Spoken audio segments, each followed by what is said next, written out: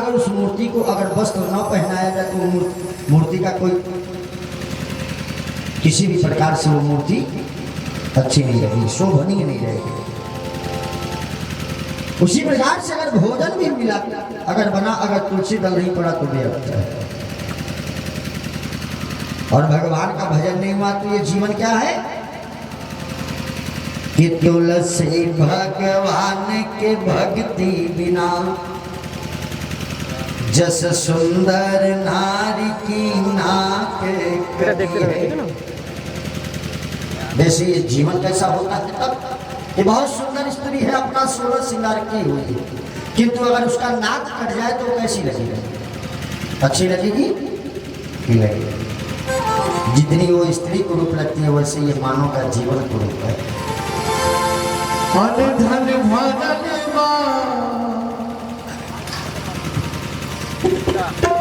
दौलत में सुबह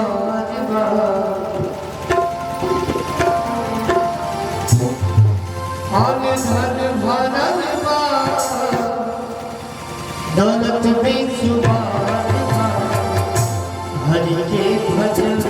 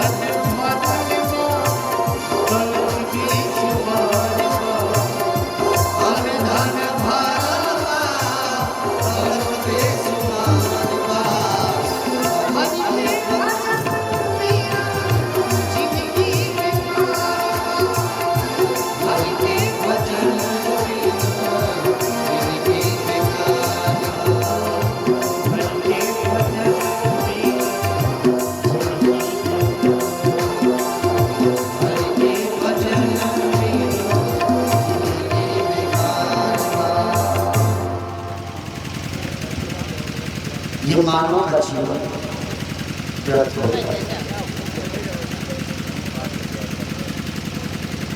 वो दासी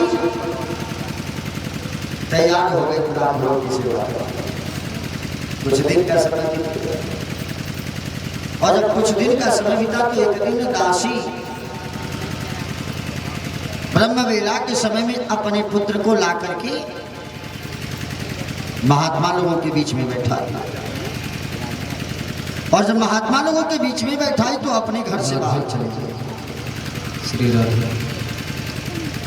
और जब घर से बाहर गई तो अंधेरी रात थी, नजर नहीं आया, और आगे बढ़ी तो बहुत ही काला कलौटा के दिग्दर सर के ऊपर दासी का पैर पड़ गया। तो दासी के पैर में तुरंत सर्प ने डस लिया, और जब डस लिया तो दासी की तुरंत मृत्यु हो गई। और जब दासी की मृत्यु हो गई, सुबह हुआ जब वो 5 वर्ष का बालक जब घर से बाहर निकला तो देखा कि मेरी माँ तो मर चुकी है। वो बालक रोने लगा, निराश हो गया कि अब मेरे आगे पीछे कोई है नहीं, मेरे जैसा तो अभागा कोई हो ही नहीं सकता। कि पहले जन्म लिया तो कुछ दिनों के बाद पिता की मृत्यु हो गई। 5 वर्ष की अवस्था हुई तो अब माँ का भी साया सबसे उठ गया। अब क्या करूं, बेचारे क्या सोचने लगी, जब मेरे आगे पीछे तो कोई नहीं है, मैं अब जी के क्या करूंगा। वो 5 वर्ष का बालक निराश हो, कहाँ जाऊं, किसके पास जाऊं। किंतु ब्राह्मण लोगों ने उस बालक को समझा करके दाह संस्कार कराया, पिंडदान कराया,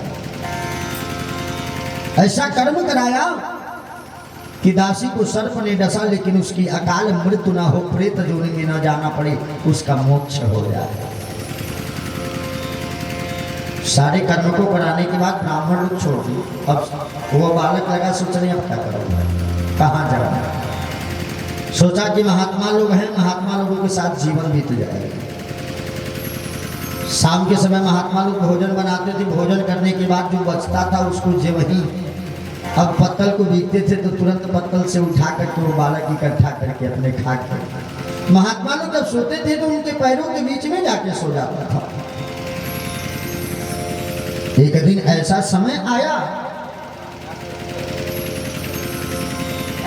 कि रात में महात्मा लोगों के पैरों के बीच में सोया, और जब आंख खोली तो जमीन पे पड़ा था। सारे महात्मा लोग अपने पांडाल को लेकर के, गायों को लेकर के वहां से कहीं चले गए थे। अब वो बालक निराश हो गया कि अब मैं कहाँ जाऊं, किसके पास जाऊं। तब तक याद आया कि महात्मा लोग कहते थे जिसका कोई नहीं होता उसका भगवान होते। तो भगवान मिलते कैसे हैं, तो भगवान के लिए जंगल में तपस्या करना पड़ता है। तो 5 वर्ष की अवस्था में वो बालक जाकर के भगवान की तपस्या करने लगा, और जब जाकर के भगवान का जब तपस्या किया तो भगवान प्रसन्न हुई, तो दर्शन दिया, कहा परम रोही वरदान मांगो। उस बालक ने कहा कि प्रभु वरदान देना है तो 2 वरदान दीजिए। भगवान ने कहा मांगो, 2 में चाहिए क्या। कहा पहला वरदान तो ये दीजिए कि मुझे मोह और माया न लगे, क्योंकि भगवान के पूजा पाठ या किसी कार्य में सबसे ज्यादा बाधा क्या है, माया और मोह। भगवान को पाने में भी 2 ही अंगुल का बाधा है। वो 2 अंगुल का बाधा क्या है, तो माया और मोह। जैसे एक बार माँ यशोदा भगवान श्री कृष्ण को रस्सी में बांधने के लिए तैयारी हुई। सोचा कि हाथ पैर को बांध करके ओखल में बांध दूं। तो बांधती बांधती जाती थी, जो वहीं गांठ देने जाए तो 2 अंगुल रस्सी कम हो जाती थी। यशोदा जी ने क्या सोचा कि मैं अपने पुत्र को बांध रही हूँ, लेकिन बांध की छोड़ रही थी तो पार ब्रह्म परमेश्वर को बांध रही थी। गोकुला की रस्सी मंगा कर उसमें जोड़ करके बांधती बांधती जाती थी। जब गांठ देने का समय आता था तो 2 अंगुल रस्सी छोटी पड़ जाती थी।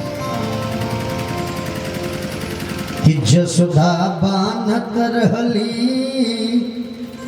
कृष्ण के उखरिया में, माया के रसरिया में ना यशोदा कृष्ण के रसरिया में, माया यशोदा बानत बाड़ी कृष्ण के उखरिया में, माया के रसरिया में ना यशोदा बानत बाड़ी कृष्ण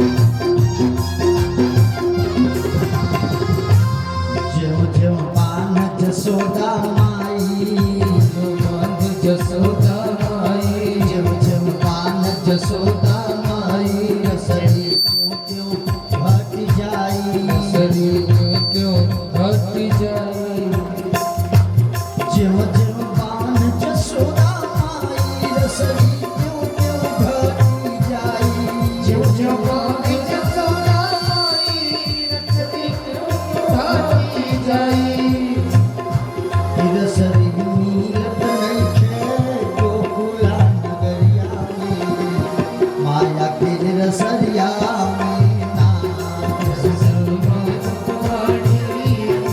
के मुखरिया में माया रसरिया में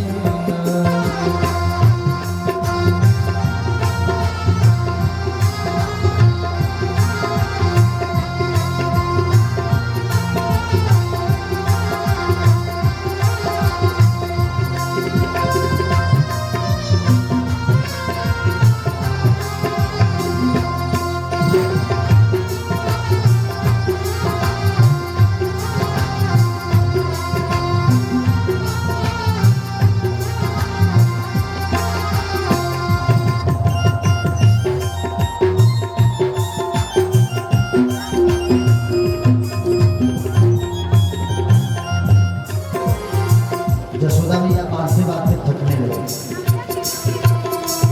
सारा गोकुला की रस्सी कम पड़ गई लेकिन भगवान को बांध नहीं पाया। क्यों? क्योंकि जसोदा मैया माया में पड़ गई थी। और जब जसोदा मैया थक गई तो कहे लगली कि का ये भगवानी हमरे साथे कैसन लीला होगा। और जब कहा कि भगवान ये कैसन लीला हमारे साथ होता, भगवान हंसने लगे कि मेरा भक्त मुझे बांधने के लिए और मुझे ही पुकार रहा है। तो जसोदा मैया दोबारा जब बांधने लगी तो दो ही हाथ की रसरी में बांध दिया। कब? तो भगवान को बांधने के लिए क्या चाहिए? दो अंगुल का बाधा है, पहला माया और दूसरा मोह।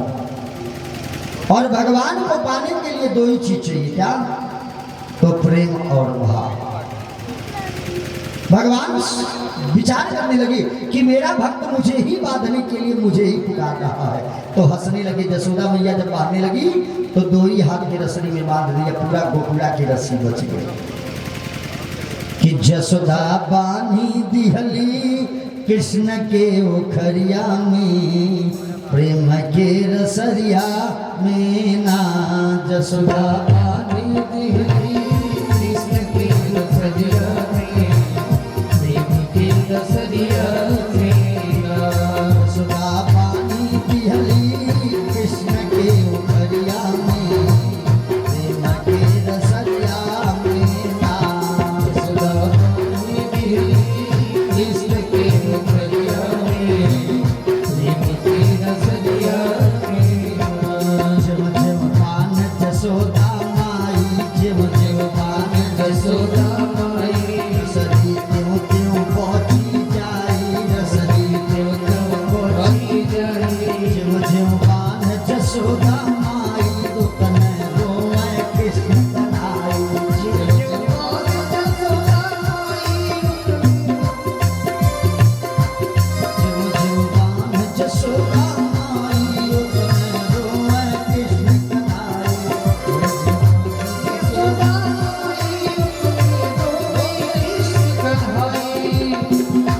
और जब भगवान कृष्ण रोने लगते थे तो जसोदा मैया ने कहा कुछ नहीं, आज तुमको बिना बांधे नहीं छोड़ूंगी। कि रसरी बची गईले गोकुला नगरिया में प्रेम के रसरिया में ना।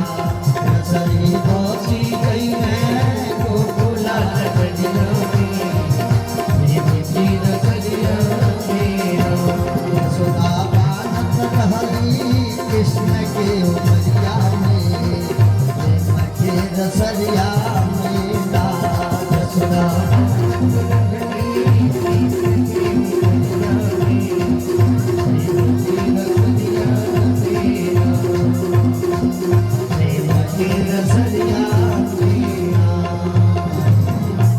तो भगवान को पाने के लिए क्या चाहिए? तो प्रेम होना चाहिए, भाव हो।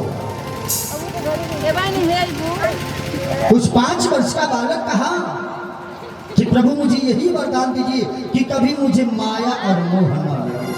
भगवान ने कहा क्यों?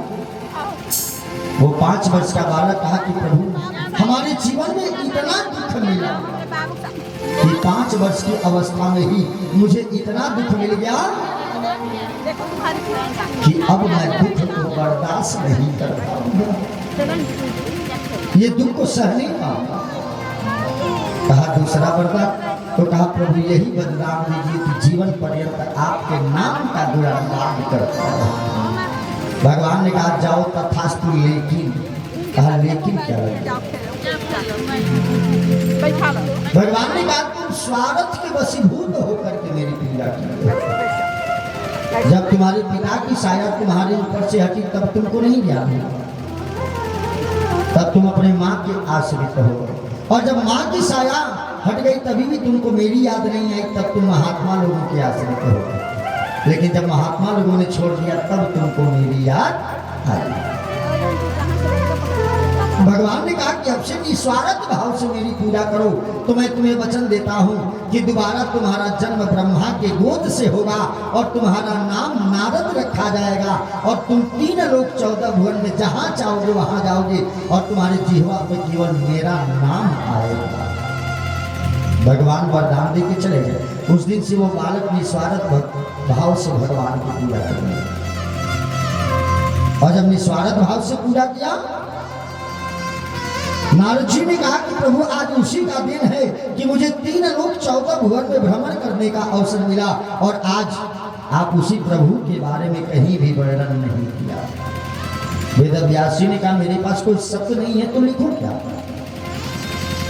नारद जी ने कहा कि ब्रह्मा जी ने सनक सनंदन सनातन सनत कुमार को भागवत के बारे में बताया, और वही श्लोक मैं आपको बता रहा हूं। नारद जी ने 4 श्लोक का वर्णन किया, और जब वेद व्यासी ने अन्वय व्याख्या किया तो कहा कि नारद अब तक तो कहा था, कितनी अच्छी कथा को तुमने हमसे छुपा कर क्यों रखा? नारद जी ने जब इस बात को सुना तो हंसने लगे। नारद जी ने कहा कि सरकार जब तक प्रभु की कृपा नहीं होती है ना, तब तक ये कथा किसी को सुनने का अवसर नहीं मिलता है कि जन्मांतरे भवेत् पुण्यं तथा भागवतम लभेत्, कि जब जन्म जन्मांतर कल्प कल्पांतर और जब युग युगांतर का पुण्य एकत्रित होता है तब किसी को ये भागवत भगवान की कथा श्रवण करने का अवसर प्राप्त होता है, वैसे नहीं होता है। आज आपका समय आया तो आपको मिला सुनने को। वेदव्यास जी ने कहा लेकिन नारद 4 श्लोक को मैं क्या लिखूंगा? तो नारद जी ने कहा जो 17 पुराण में आपने लिखा है तो सबका मुख्य मुख्य निचोड़ निकाल के थोड़ा टिप्पणी के रूप में उसको विस्तार कर दीजिए। तो वेदव्यास जी ने यही किया। पूरे भागवत की कथा में जो कथा कि 17 पुराण में जो कथा मिलती है उसका मूल आपको पूरी 17 पुराण की कथा इस भागवत में मिलती है। केवल मूल मिलता, विस्तार नहीं, लेकिन मुख्य मिलता क्या? तो 17 पुराण का जो हृदय है वही इस भागवत पुराण में मिलता है। और क्योंकि जब हृदय रहेगा तभी ये जीवन भी चलेगा, और जब हृदय रुक जाएगा तो ये जीवन भी समाप्त हो जाएगा। तो सारे पुराणों के हृदय को निचोड़ा, और निचोड़ करके तब इस भागवत महापुराण में उस 4 श्लोक को जोड़ा। तो सोचा कैसे लिखूंगा? तो गणेश जी के पास गए, गणेश जी की स्तुति किया। तो गणेश जी लिखने के लिए तैयार हुए, लेकिन कहा शर्त रहेगा। वेदव्यास जी ने कहा शर्त क्या रहेगा? गणेश जी ने कहा कि अगर मेरी कलम रुक जाएगी तो दोबारा नहीं लिखूंगा, धारा प्रवाह बोलोगे तब लिखूंगा। तो यह सुनकर के वेदव्यास जी ने कहा मेरा भी एक शर्त रहेगा। कहा क्या? वेदव्यास जी ने कहा केवल मैं श्लोक धारा प्रवाह बोलूंगा, लेकिन उसका विच्छेदन करके विस्तार करके लिखने का कार्य आपको करना है। गणेश जी ने कहा कोई बात नहीं। वेदव्यास जी ने सर्वप्रथम किसकी स्तुति किया? राधा जी का, कि मैया आप जानते हैं कि प्रभु किस लीला में रहे हैं, और आप जब तक ज्ञान नहीं दोगी तब तक मैं इस प्रभु के बारे में कुछ भी वर्णन नहीं कर पाऊंगा। और जब मन से स्मरण किया तो राधा जी ने ज्ञान दिया। क्योंकि बिना राधा के भगवान भी अधूरे हैं। राधा जी हैं क्या तो भगवान की आराधनी शक्ति है, और बिना शक्ति का ये शरीर किसी काम का नहीं होता है। तुरंत वेदव्यास जी ने शंकर जी का और माता पार्वती जी की स्तुति की कि जब आप चाहेंगी तो गणेश जी इस पुराण को लिखेंगे। तो कहा क्या कि गणपति गौरी गिरीश श्री कृष्ण चरण चितलाय करत तिलक महात्म को कीजे आय सहाय। कहा कि प्रभु अब आकर के मेरे ऊपर सहायता करे तभी मैं कुछ लिख पाऊंगा। तो कहा क्या, तो भगवान की स्तुति किया। सच्चिदानंद रूपाय विष्णुपत्यादिहेतवे कि हे भगवान, हे सच्चिदानंद रूपी जो सत्य है, चित है, आनंद है, सच्चिदानंद रूपाय ऐसे रूप वाले भगवान विष्णु, सच्चिदानंद रूपाय विष्णुपत्यादिहेतवे कि ऐसे भगवान विष्णु कि जो तापत्रय विनाशाय, जो तीनों प्रकार के तापों का नाश करने वाले हैं, आध्यात्मिक, आदि दैविक और आदि भौतिक, तीनों प्रकार के जो कष्टों को दूर करते हैं, पाप का विनाश करते हैं। तो श्री कृष्णाय वयं नमः, ऐसे प्रभु परमात्मा को बारंबार प्रणाम है। यम प्रव्रजंत मनुपेतमपेत कृत्या द्वैपायनो विरह कातरया जुआवह। वेद व्यास जी ने कहा कि प्रभु मैं अज्ञान हूँ, मुझे कुछ नहीं आता, अगर कहीं से भी अगर किसी भी प्रकार की अगर कोई त्रुटि आएगी तो मुझे अज्ञान बालक समझ करके मुझे क्षमा करेंगे, और क्योंकि मैं आपके बारे में लिखने की तैयारी की। वेद व्यास जी बोलने लगे, गणेश जी लिखने लगे, और जब गणेश जी लिखने लगे तो पहले क्या किया, प्रभु की स्तुति की और करके लिखना तो शुरू कर दिया। लेकिन कुछ समय जब बीता तो कलम का नोक ही टूट गया। गणेश जी ने कहा देखता हूँ अब मैं ही पीछे रह गया। गणेश जी ने सोचा कि अब करूँ तो क्या करूँ, अगर कलम लेने जाऊंगा तब तक वेद व्यास आगे बढ़ जाएगा, तो अब करूँ तो क्या करूँ। तो तुरंत दाहिनी तरफ के दांत को पकड़ के कस के तोड़ा और तुरंत इंक में बोल करके लिखने लगे। तब से गणेश जी का नाम क्या पड़ गया कि एक दंत लंबोदर धारी गजमुख मूस की है सवारी। तब से गणेश जी के पास एक रात बच गया, और गणेश जी ने लिखा तो 91 श्लोक में लिख करके इस भागवत महापुराण को तैयार किया था। किंतु जब 91 श्लोक में लिख दिया, लेकिन जब समय व्यतीत हुआ और इसी पुराण को जब श्री सुखदेव जी महाराज जब परीक्षित जी को सुनाए, तो जब तर्क पे तर्क हुआ, जहां शंका समाधान होने लगा, तब जाकर के ये 18,000 श्लोक में पूर्ण रूप से तैयार हो। तो 12 स्कंद बना, और 12 स्कंद किस पे बना, तो भगवान विष्णु के नाम पे बना। भगवान का मूल मंत्र क्या है, ओम नमो भगवते वासुदेवाय। ये मंत्र कितने अक्षर का है, तो 12 अक्षर का है।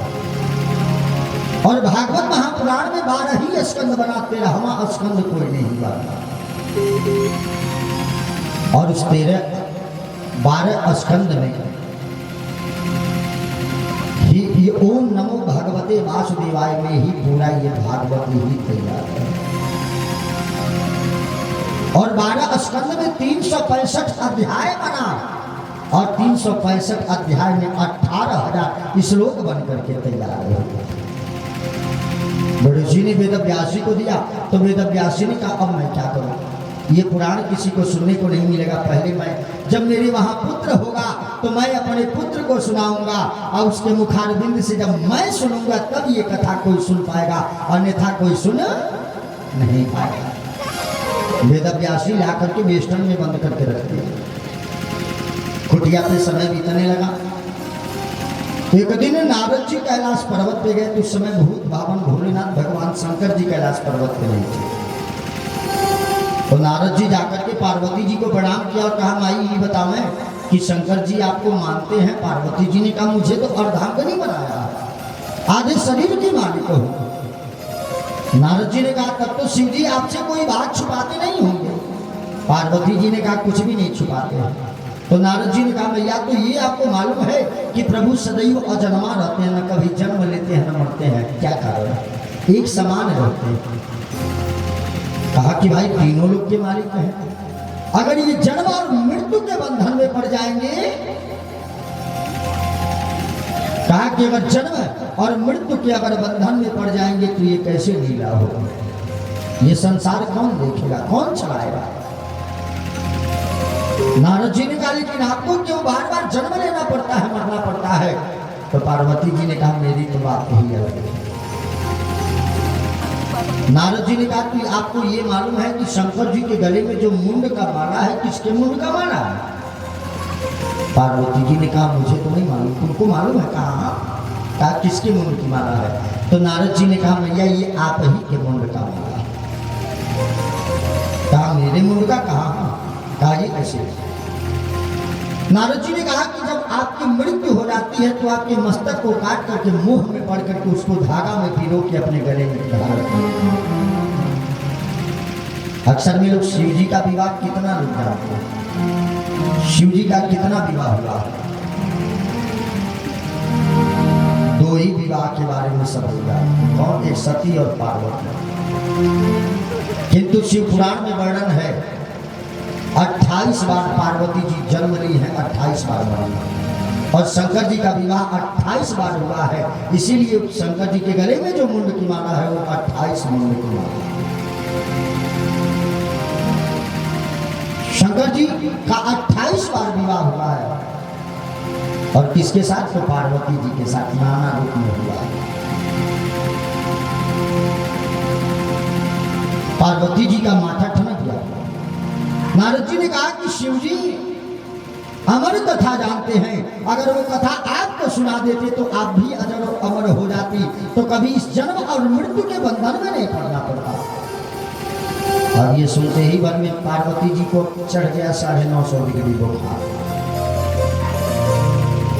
गाय से अगर माई लोगन के जितना आँखी के सामने के देखल बाती पर क्रोध नहीं आवला, ओकर 10 गुना क्रोध काने के बाती पर सुनले पर होगा।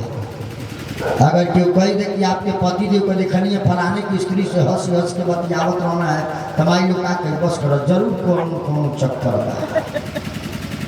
बार बार काहे खटी जा रहा है। आ कहीं पति देव हकासल पियासल कहना जरा 1 गिलास पानी पिला दो, तो लोग का कहे जा, जहाँ गई लगा वहाँ पानी ना मिलना है जा। आ कहीं पति देव भी गर्म भैया टका हुई तो श्री राम जय जय राम, तब थरिया से थरिया बजी थे आवाज हुई पे। लेकिन स्त्री का सबसे बड़ा देवता क्या होता? पति होता। पति परमेश्वराय नमः। पति लाख दुष्ट हो, लेकिन स्त्रियों को कभी भी अपने पति के प्रति भ्रमित नहीं होना चाहिए। माई लोग